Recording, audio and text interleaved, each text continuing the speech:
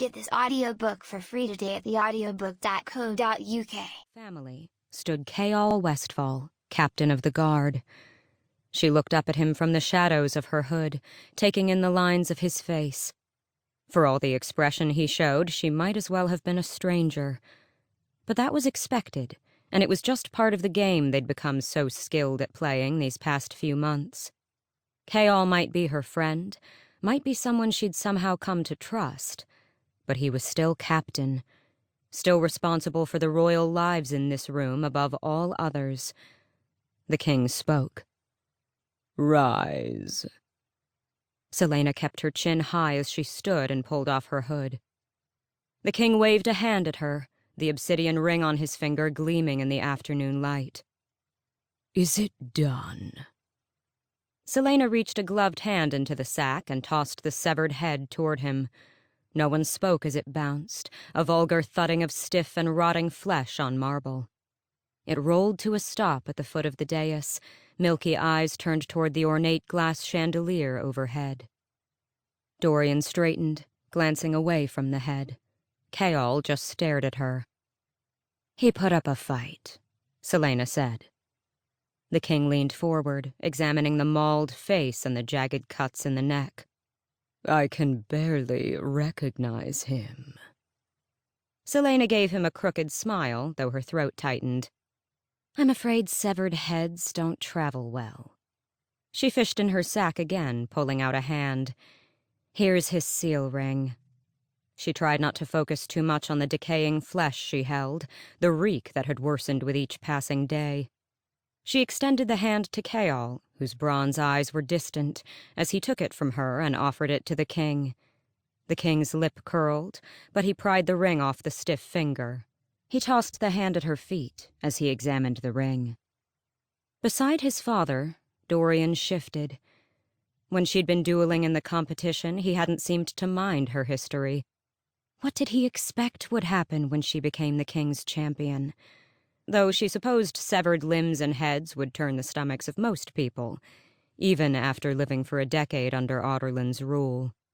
And Dorian, who had never seen battle, never witnessed the chained lines shuffling their way to the butchering blocks. Perhaps she should be impressed he hadn't vomited yet. "What of his wife?" the king demanded, turning the ring over in his fingers again and again.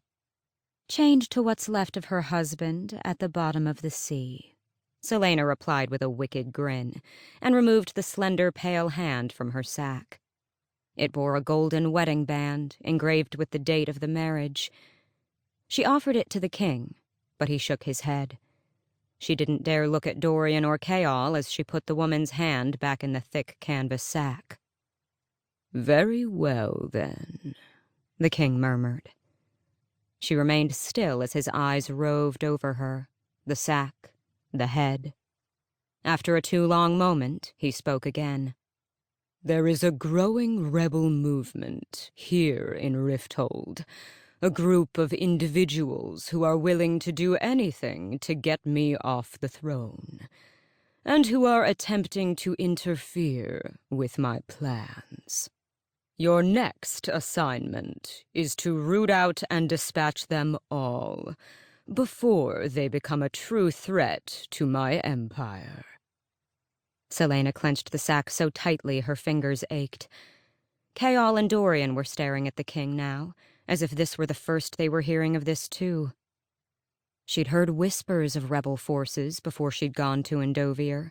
She'd met fallen rebels in the salt mines. But to have an actual movement growing in the heart of the capital, to have her be the one to dispatch them one by one. And plans. What plans? What did the rebels know of the king's maneuverings?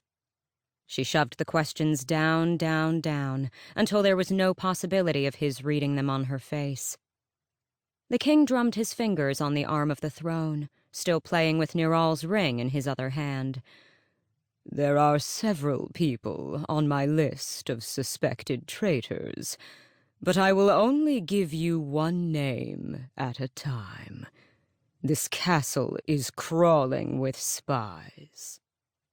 Caol stiffened at that, but the king waved his hand and the captain approached her, his face still blank as he extended a piece of paper to Caleana.